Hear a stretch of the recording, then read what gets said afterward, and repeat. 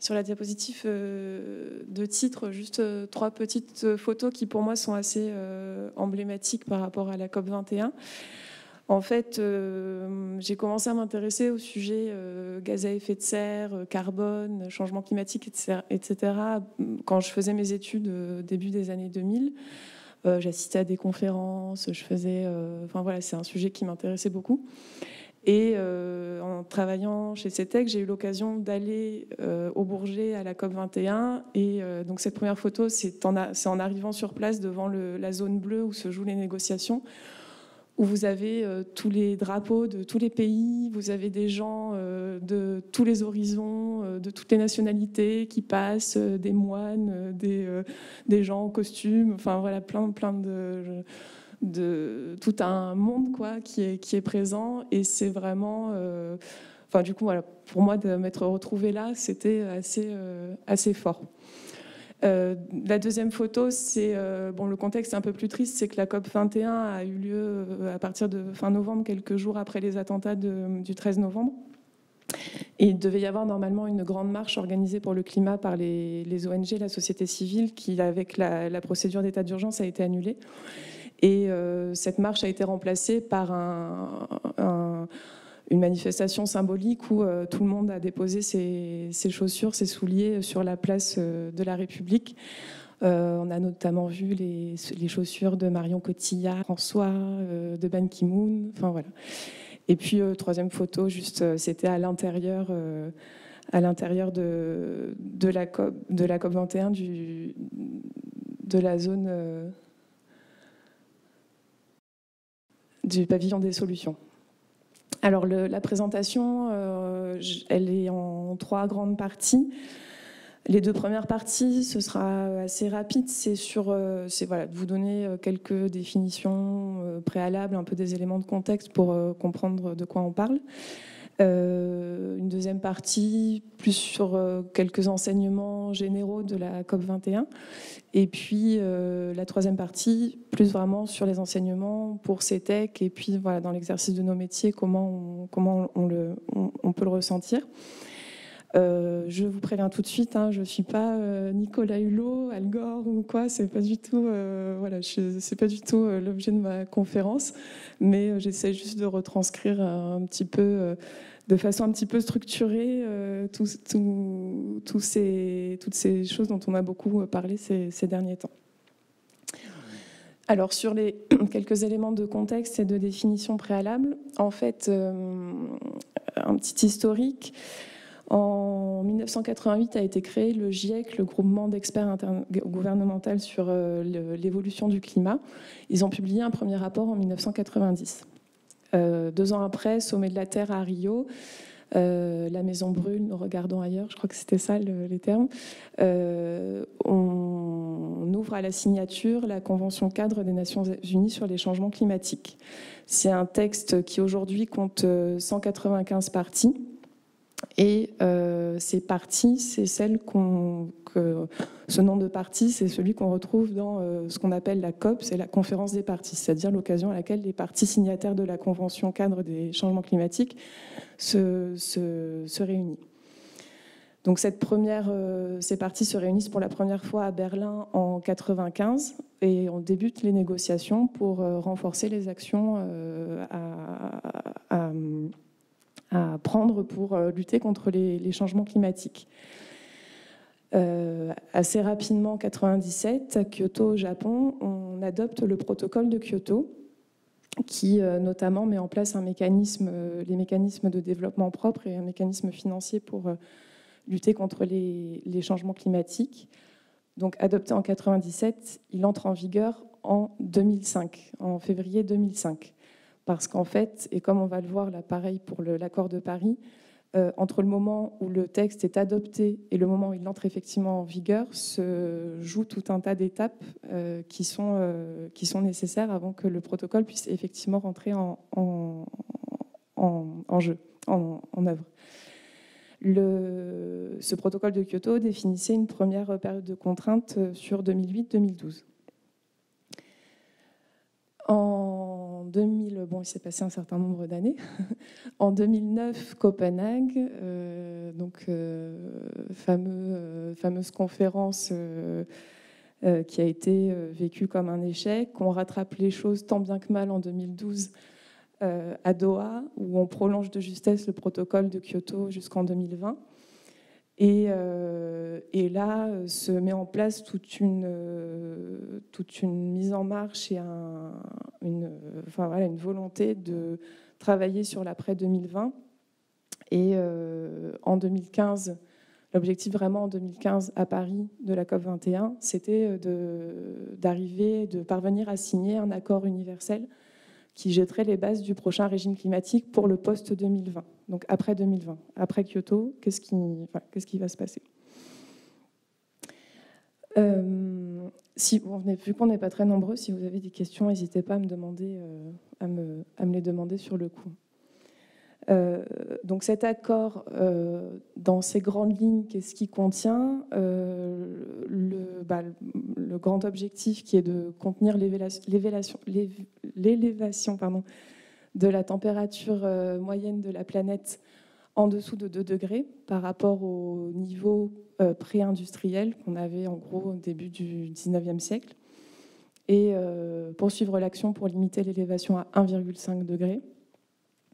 Principe aussi, met en place ce principe des contributions déterminées au niveau national, c'est-à-dire que en préparation de la COP 21 et puis pendant la COP et même encore maintenant depuis, il y a encore des parties qui communiquent les actions qu'elles comptent mettre en place et les objectifs qu'elles se fixent en termes de réduction de gaz à effet de serre. Donc c'est ce qu'on appelle les contributions déterminées au niveau national. L'accord de Paris aussi, la signature de l'accord de Paris a permis d'augmenter les ressources financières mises à disposition par les pays développés pour les pays émergents en voie de développement à 100 milliards par an jusqu'en 2025. Et puis à partir de 2025, ce montant sera réestimé. On sent aussi, peut-être par rapport aux premières générations de textes, une vraie montée en puissance de la question de l'adaptation au changement climatique. Et puis aussi des notions qui sont très fortes dans le texte, qui reviennent beaucoup sur la transparence. Alors, vous ne voyez pas, mais c'était transfert de technologie, développement à faible émission, transition vers une économie bas carbone, renforcement des capacités, enfin voilà, tout un tas de termes comme ça qui ont un poids très fort dans le texte. Juste par rapport aux contributions, donc les différentes contributions nationales qu'ont fait passer les différentes parties.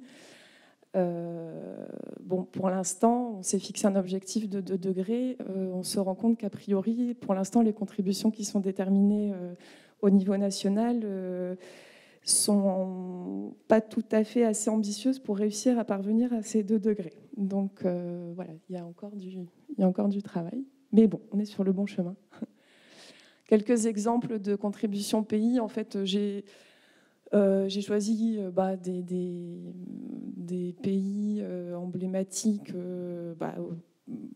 déjà un peu pour CETEC, mais aussi emblématiques sur cette scène des émissions internationales.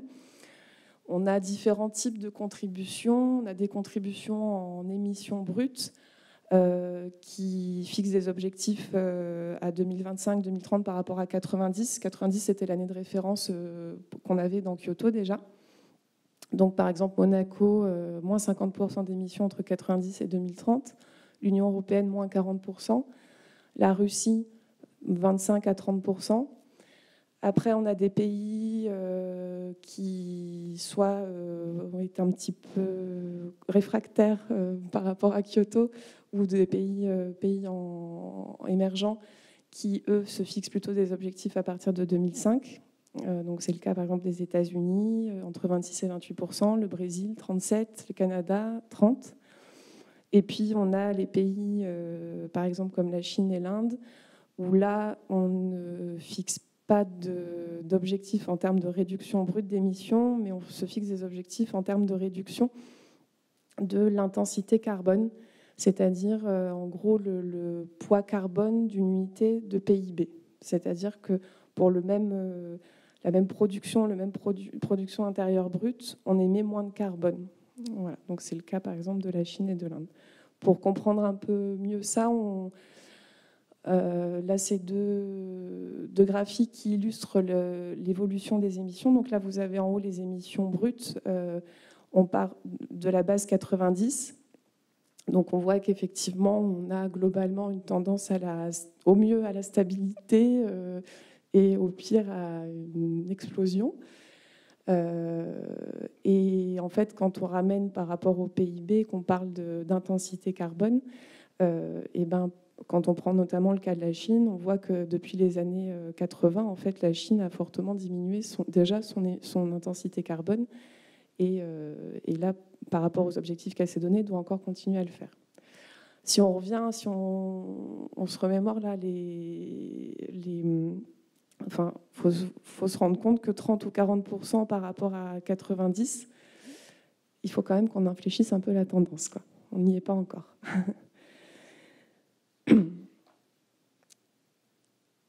Donc, qu'est-ce qui va se passer maintenant depuis donc le 22 avril, en gros pendant un an jusqu'en 2017, la signature de l'accord est possible au siège des Nations Unies. En fait, le 22 avril 2016, c'était le jour de la Terre, et ce jour-là, il y a déjà 175 pays qui ont signé l'accord. On n'avait jamais vu autant de pays signer d'un seul coup ce type de texte. Et ensuite, chaque pays devra déposer son instrument de ratification, c'est-à-dire la preuve qu'elle va prendre... Alors, je ne suis pas juriste, mais en gros, voilà, la preuve qu'elle prend en considération ses objectifs dans sa réglementation nationale. Par exemple, en France, c'est tout récent, là, l'adoption, c'était le 8 juin, l'adoption définitive par le Sénat du projet de loi autorisant la ratification de l'accord de Paris. Donc, en gros, là, en France, c'est bon. Et justement, il y avait tout un débat, un stratagème sur comment faire pour avoir un texte qu'on n'est pas forcément obligé de faire passer par le Parlement, notamment pour les États-Unis, où sinon, il risquait de se heurter à un refus de ratification. L'accord entrera en vigueur quand 55 pays représentant au moins 55% des émissions l'auront ratifié.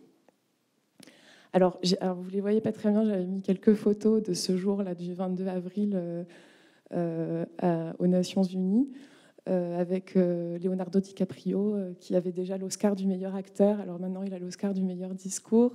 Vous avez John Kerry qui a signé l'accord de Paris avec sa petite fille sur les genoux. Enfin, voilà, c'est toute une mise en scène par rapport à ça. Après, vous avez la Chine, le Canada, l'Afrique du Sud. Et bon, on le voit pas, mais derrière aussi, c'était la signature de François Hollande qui a signé en premier. Alors, en termes d'enseignements généraux, alors la problématique n'est pas évidente à résumer en quelques diapos. Alors, j'ai fait une tentative. Déjà, en fait, ce qui, moi, personnellement, m'a marqué, c'est le nombre d'initiatives assez incroyables qui se sont passées en amont et en parallèle de la COP21. En fait, dès le début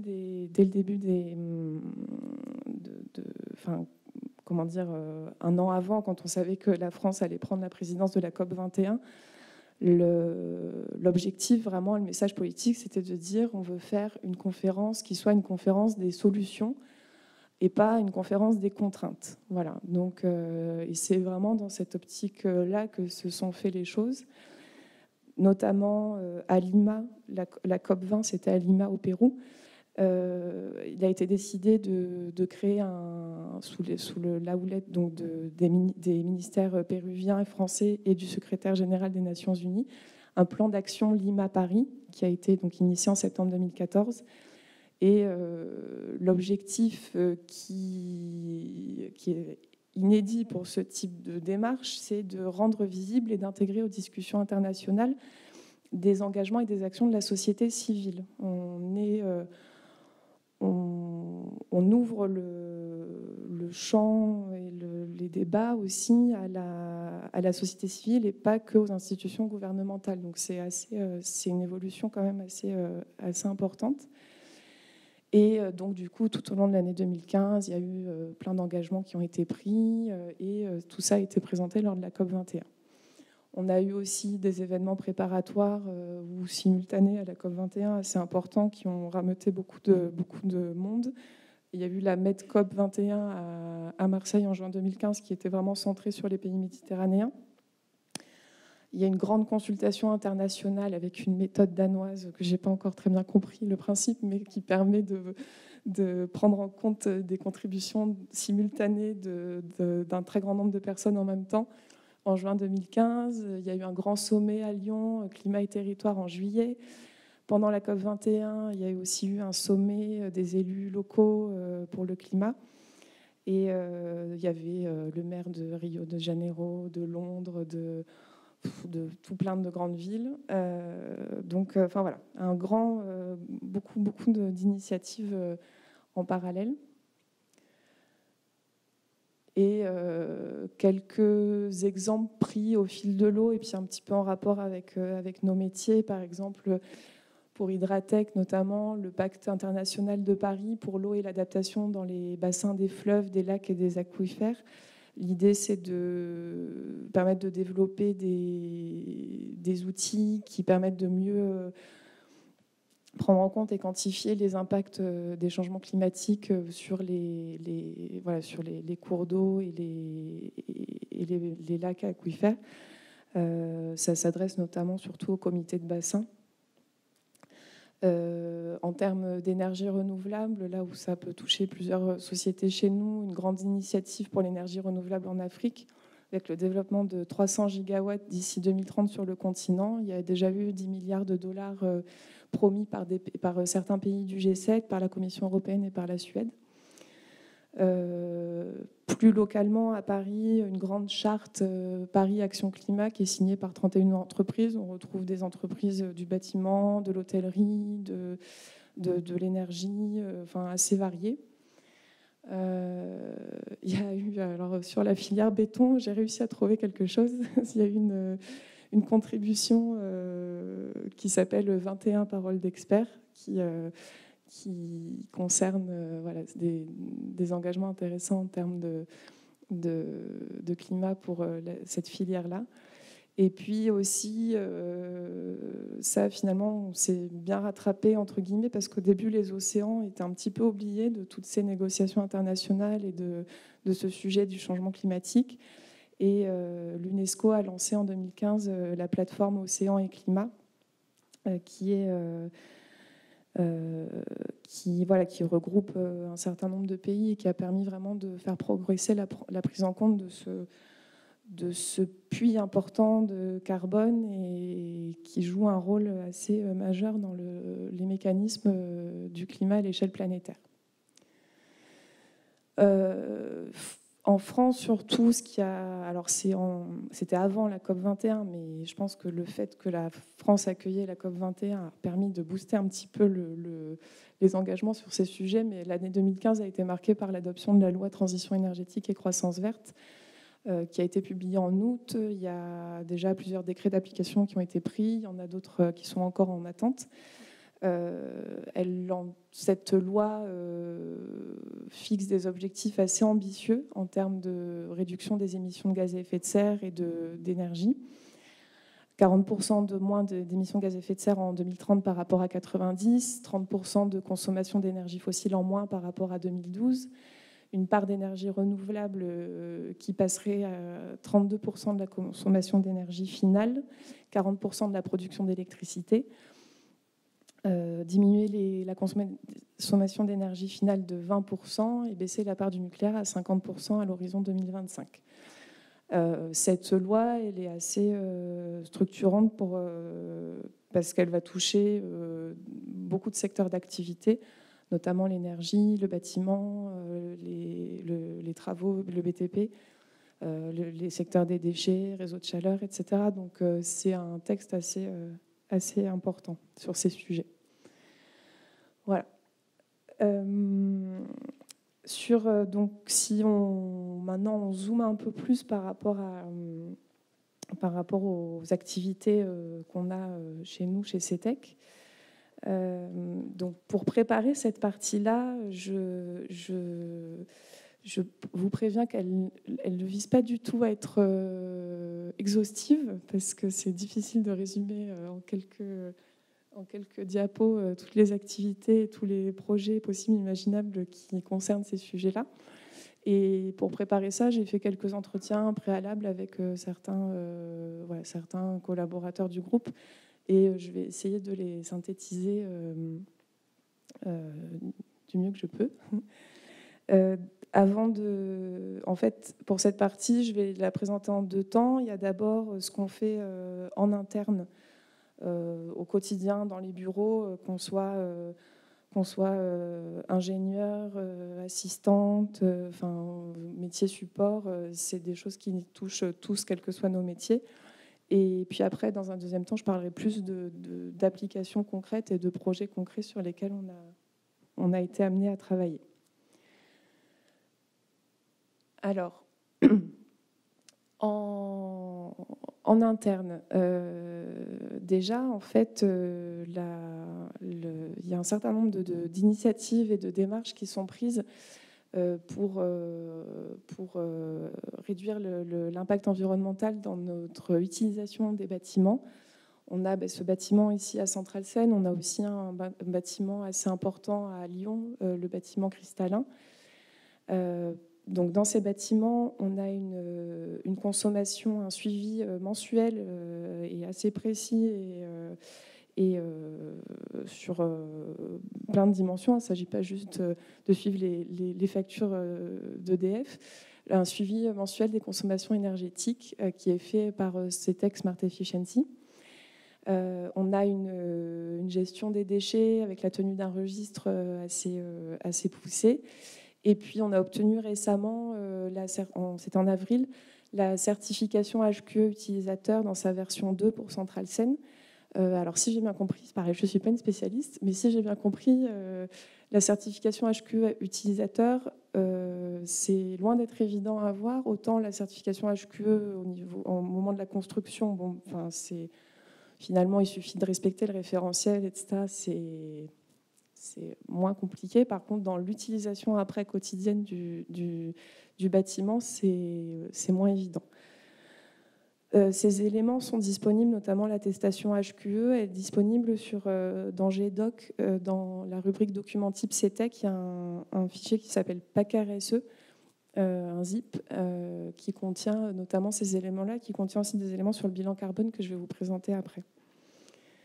Donc, autre élément important, démarche importante qu'on mène par rapport au sujet énergie-climat chez CETEC, c'est le bilan carbone. Alors, le bilan carbone, c'est une démarche qui est menée depuis 2010 avec des mises à jour tous les 2 ans. Donc là, aujourd'hui, on dispose de 3 bilans, 2010, 2012, 2014. L'intérêt de cet outil, c'est qu'en fait, ça permet de fournir un indicateur simple, entre guillemets, c'est-à-dire simple au sens, c'est la tonne équivalent carbone. C'est parlant, enfin à peu près. Et ça permet de regrouper sous une même quantité des postes d'émission très différents. C'est un indicateur fidèle, comme je le disais, ça fait déjà 3 fois qu'on le met à jour, et commun à toutes les entités du groupe, c'est-à-dire qu'il est calculé selon les mêmes règles, quelles que soient les entités. Donc, c'est un outil intéressant pour communiquer sur notre démarche environnementale. En 2014, je ne vais pas vous commenter de façon détaillée les chiffres, mais ce qu'il faut retenir, c'est qu'on a un nombre de collaborateurs qui a augmenté depuis 2010. On a un périmètre d'émission, par contre, qui est relativement stable en termes physiques, en termes de nombre de sites, de nombre de chantiers, de nombre de véhicules.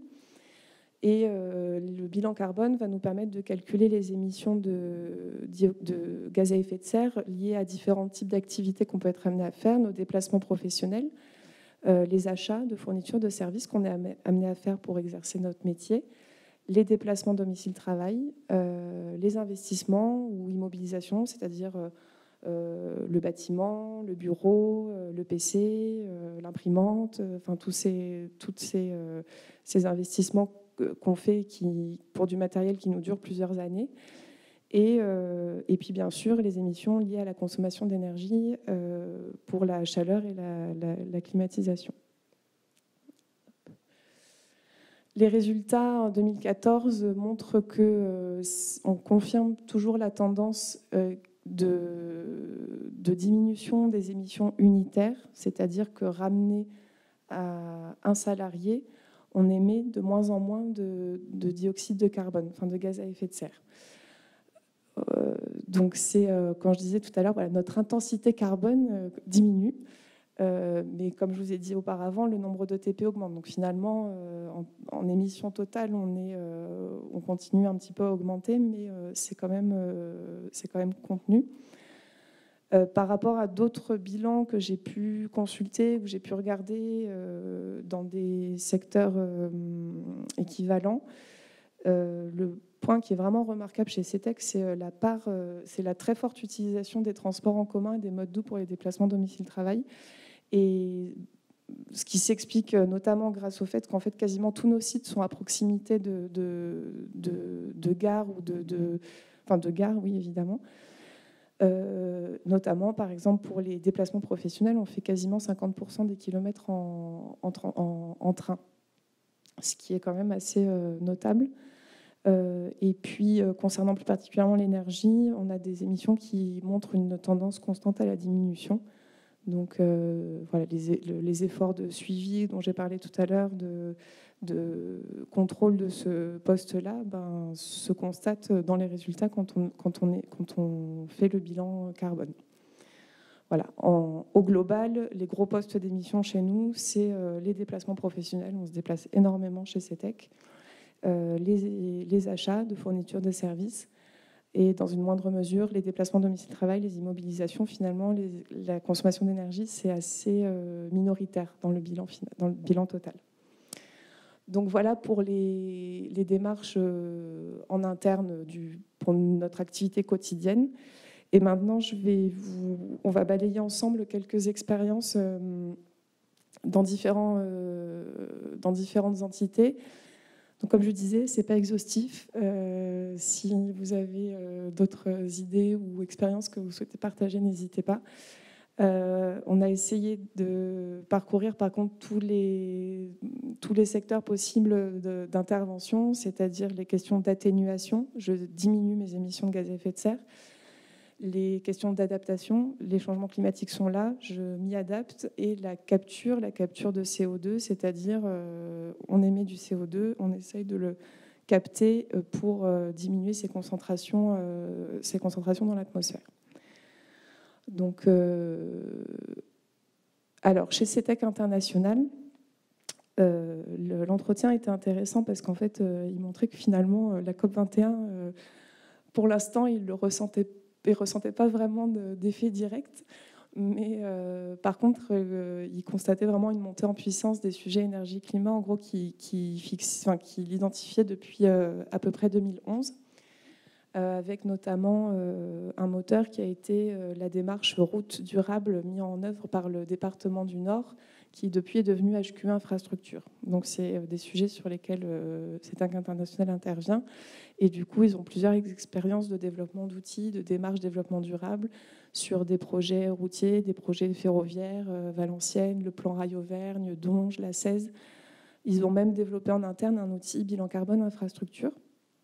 Aujourd'hui, plus récemment, et en lien notamment avec deux projets assez importants, la LNPN, c'est ligne Nord Paris-Normandie, je crois, ferroviaire, et le projet CSNE, Canal Seine-Nord-Europe fluvial, c'est la notion d'éco-conception, c'est-à-dire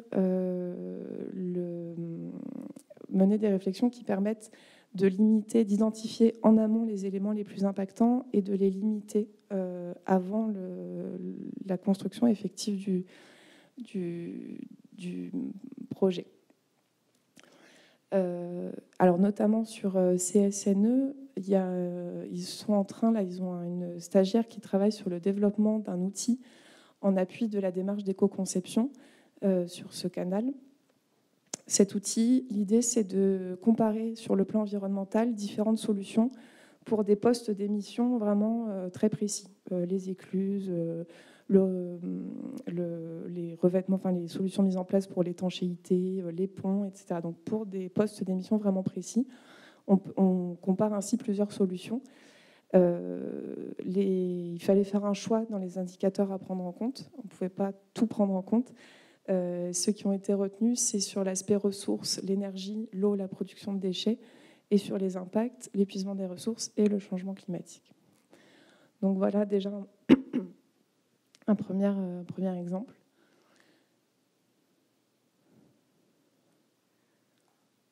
Ça marche plus. Hop. Là, voilà. Chez CETEC Bâtiment,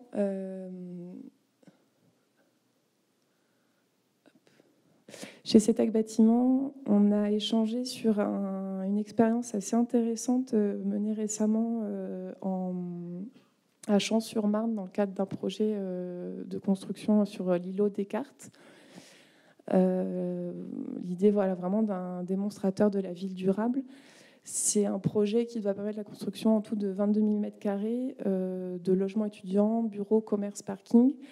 Et l'aménageur, comme le constructeur, l'aménageur c'était le PA Marne, le constructeur c'était Vinci Construction, était vraiment demandeur d'innovation et de solutions qui permettent de limiter l'impact environnemental et l'impact carbone du projet.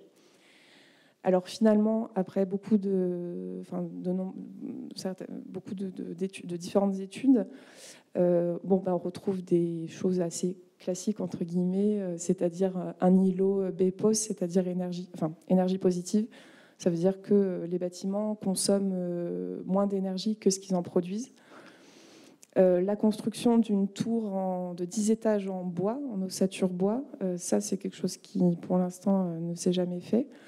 Autre élément intéressant, c'est en fait selon les usages finaux des bâtiments, ils n'auront forcément pas le même profil de consommation d'énergie, le même impact en termes de consommation d'énergie et d'environnement.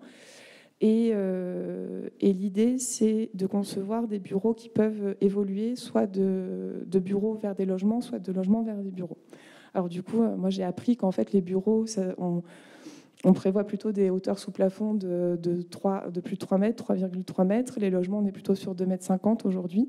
Donc là, du coup, on est arrivé à proposer des bâtiments avec une hauteur intermédiaire entre les deux et qui permettent de passer de l'un à l'autre en fonction de l'évolution de la démographie, de l'activité, etc. Et ce qui évite de se retrouver avec des bâtiments inoccupés qui ne pouvant pas évoluer, se retrouvent vides d'occupation. Et le dernier point sur lequel aussi le projet est assez innovant, c'est la question énergétique, avec le développement d'un smart grid, on entend beaucoup parler de ça, sur l'énergie, en fait sur les usages d'eau chaude, de froid, de chauffage, vraiment essayer de créer un système intelligent, un espèce de mini-réseau qui favorise la mutualisation entre les différents bâtiments, entre les différents îlots. Par exemple, sur cette zone se trouve un laboratoire qui utilise beaucoup de froid et qui actuellement, du coup, son excès de chaleur, il est perdu parce qu'ils n'en ont pas l'utilité. Donc, il y a des aéro-réfrigérants en toiture et la chaleur est dispersée pour les petits oiseaux. Et donc là, il y a vraiment une réflexion pour optimiser ça, récupérer cette chaleur et pouvoir la valoriser dans les bâtiments où il y a du besoin en chaleur. Il n'y a pas que ça, mais il y a aussi l'usage de photovoltaïque, de géothermie, etc. Enfin, il y a tout un tas de solutions assez intéressantes qui ont été proposées. Autre domaine d'intervention, où là on va plutôt être dans le domaine de CETEC TPI, enfin de CETEC TPI et du LERM, c'est la réduction de l'impact environnemental des ouvrages d'art. En fait, au LERM, récemment, une étude a été faite sur la valorisation des matériaux d'excavation. En gros, les matériaux d'excavation, selon leurs propriétés, selon l'endroit où se font les chantiers et leurs propriétés, on ne pourra pas les utiliser pour les mêmes débouchés. Donc l'idée, c'était de faire un inventaire des débouchés possibles en fonction de leur propriété, de leur composition. L'idée étant d'essayer de trouver autre chose que la mise en décharge, qui parfois est problématique, et, enfin, voilà, avec tous les problèmes que ça peut créer. Et avec notamment 2 projets avec vraiment une obligation d'exemplarité en ce moment, c'est le Grand Paris et le CSNE, où voilà, il y a eu des réflexions sur ces sujets. Autre information intéressante, c'est la participation au groupe de travail Diogène. Ce groupe de travail, en fait, propose des fiches équivalentes aux FDS, les fameuses FDS, les fiches de données de sécurité qu'on utilise pour les bâtiments. Et ben, c'est de proposer l'équivalent pour les ouvrages d'art, parce qu'en fait, ça n'existe pas. Enfin, maintenant, ça existe grâce à Diogène. Et puis, une petite expérience pilote sur le contournement Nîmes-Montpellier. On est sur du ferroviaire, avec la réalisation d'un passage cycliste avec 25% de granulats recyclés dans le béton, dans la structure. C'est des choses qui sont encore rares, et donc c'était intéressant à noter. Alors, on passe ensuite à CETEC In Vivo. CETEC In Vivo, ça rejoint le groupe CETEC assez récemment. C'est une société qui est spécialisée sur l'écologie marine. Il y avait 2 champs d'intervention qui sont intéressants chez eux. C'est leur intervention sur les énergies marines, l'éolien, enfin voilà, notamment l'éolien en mer, où ils accompagnent des projets de parc sur le volet environnemental. L'éolien en mer, c'est une solution intéressante sur le point de vue carbone pour produire de l'électricité. Donc leur intervention va porter, depuis les études préalables, il y a un très gros suivi préalable à faire pour déterminer l'état initial de l'environnement au droit du site où se retrouvera le projet. Ils font des études sur les sédiments, sur les populations biologiques, de poissons, etc., des études sur les courants, enfin voilà, tout un diagnostic complet du site. Ils peuvent aussi faire les études réglementaires. Ils ont fait des dossiers réglementaires sur des gros projets, notamment dans la Manche. Et puis le suivi après la mise en exploitation. Donc pareil, ces projets, donc ils n'existent pas encore, mais s'ils voient le jour, ils seront soumis à un suivi assez important pendant plusieurs années en termes d'impact et dans l'océan, mais aussi sur les populations, notamment aviphones, d'oiseaux, après leur mise en service. Donc là, on a 2 exemples de types de prélèvements qui peuvent être faits. C'est ce qu'ils appellent le prélèvement de sédiments à la benne, c'est-à-dire qui vont attraper dans le fond des sédiments et analyser leur contenu. Et puis des pêches, alors on voit pas très bien, mais c'est les 2 photos de droite. Des pêches où en fait ils vont attraper toutes les espèces qui existent dans la zone et regarder notamment les espèces qui peuvent se vendre et qui ont un débouché commercial, pour voir si le projet pourrait impacter notamment les pêcheurs. Il y a beaucoup de problématiques avec les pêcheurs. Si on passe plutôt sur la notion d'adaptation au changement climatique, il y a une problématique assez forte en lien avec le changement climatique, c'est la montée des eaux. On constate vraiment une montée des eaux régulière depuis plusieurs dizaines d'années. Du coup, et ça pose la question de l'érosion côtière. aujourd'hui, les niveaux de submersion à prendre en compte pour les ouvrages qui veillent à protéger les populations de la problématique de la submersion marine, notamment depuis Xintia, ont beaucoup augmenté. Et en fait, c'est important pour ces ouvrages de se poser la question en amont des phénomènes connexes, parce que sinon on risque de créer des impacts vraiment problématiques. Si on construit par exemple des épis en dur pour casser pour éviter d'avoir des trop grosses vagues et casser la houle, le problème c'est qu'en fait on va bloquer le transfert des sédiments, donc ils vont rester bloqués dans les épis. Et du coup, tout le littoral qui se retrouve après, finalement, le sable et les sédiments disparaissent petit à petit, et on observe par exemple dans ces cas-là de l'érosion côtière.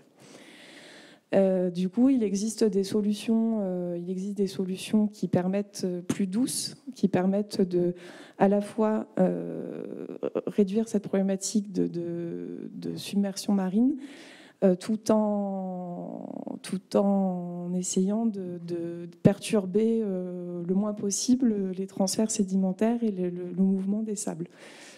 Donc voilà, par exemple, c'est typiquement le genre d'études que peut être amené à faire CETEC in vivo avec ce cas d'étude qu'ils avaient eu sur l'agglomération de Perpignan. La zone, le littoral de Sainte-Marie, je crois que c'était, où voilà, on a vraiment une problématique d'érosion côtière qui, pour l'instant, est prise en charge par ils amènent tous les ans des tonnes absolument monstrueuses de sable qui remettent, mais c'est qui finit toujours par partir. Donc l'idée, c'était d'imaginer différentes solutions qui permettent de contenir ce phénomène. Hop là. Pardon, je ne suis pas très douée de la main gauche. Voilà. Sur Hydratec, alors eux, pour le coup, c'était vraiment une participation active dans le cadre de la COP21. En fait, ils ont été cooptés par l'IGN, l'Institut géographique national, dans le cadre d'IGN Fab, pour développer un projet qui s'appelle le projet Hydra. Hydratec en fait fait beaucoup d'outils de modélisation d'hydraulique urbaine, d'hydrologie, d'hydraulique fluviale. Et l'idée, c'est vraiment de développer un outil qui permette de compléter d'utiliser de façon complémentaire ces trois types d'outils et de les intégrer vraiment dans une solution SIG, c'est-à-dire qu'on a tout de suite un rendu des outils qui est inscrit dans un cadre géographique, un territoire, et c'est beaucoup plus visuel, beaucoup plus parlant en termes de résultats. Et ils étaient donc présents au Bourget à la Galerie des Solutions pour présenter cette solution.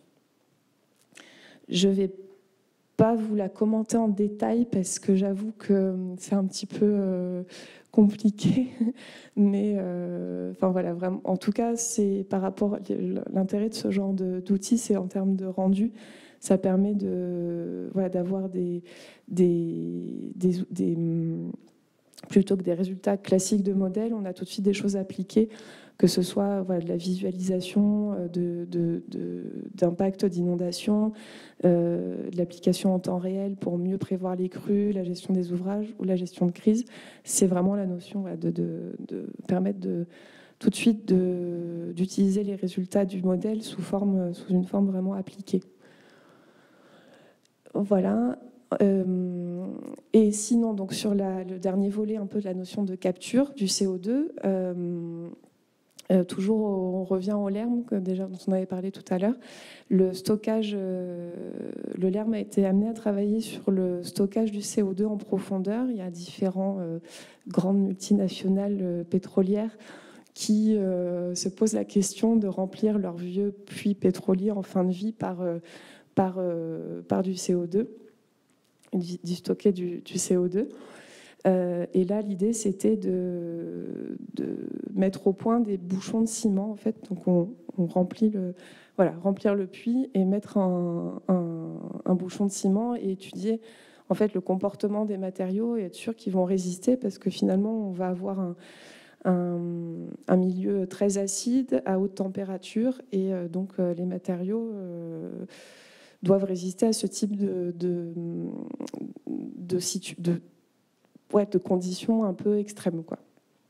Et ça avait été présenté par le LERM dans le cadre d'un congrès de l'Association française du génie civil en 2013 sur encore un thème qui est en lien avec le changement climatique. Le thème, c'était les ouvrages et le changement climatique.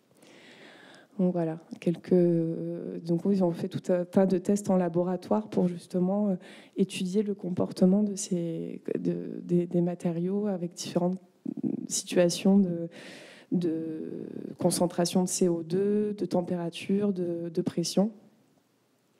Et il y a une publication à ce sujet. J'ai presque terminé. Chez nous, donc chez CETEC Environnement, toujours sur la notion de capture. Alors nous, pour le coup, c'était vraiment très lié à la COP21.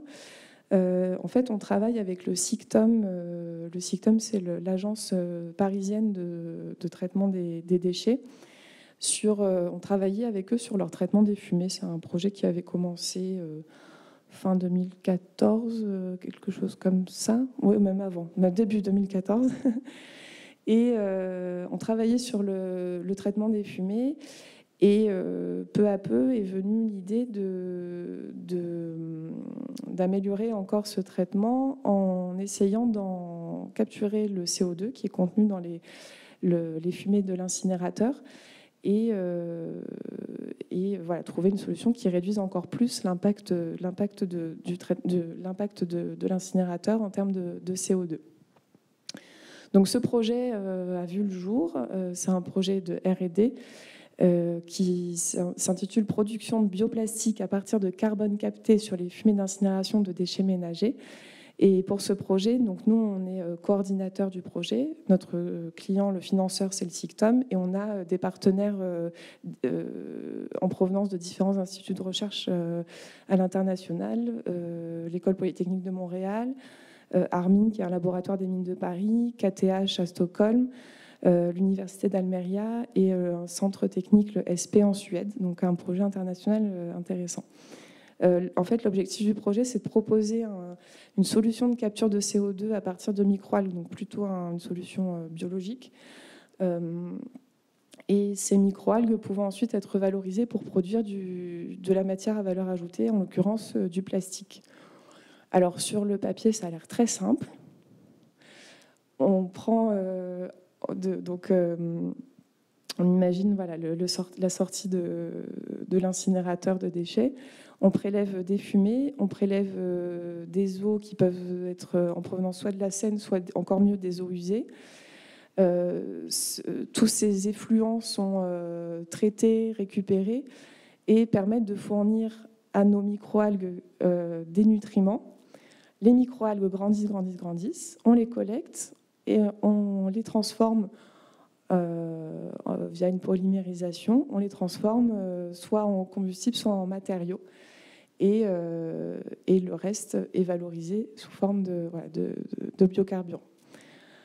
Ça a l'air très simple, mais en fait, c'est très compliqué. Ça commence tout juste. On aura une thèse qui va commencer là-dessus à partir de début 2017.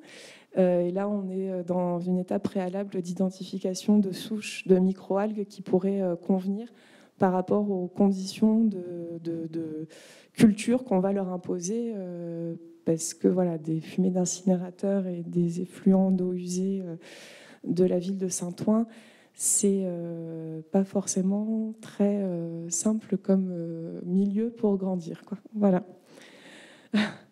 Donc voilà, je tiens juste à remercier, je ne vais pas les nommer un par un, mais voilà, toutes les personnes qui ont contribué et qui m'ont aidé à préparer cette présentation.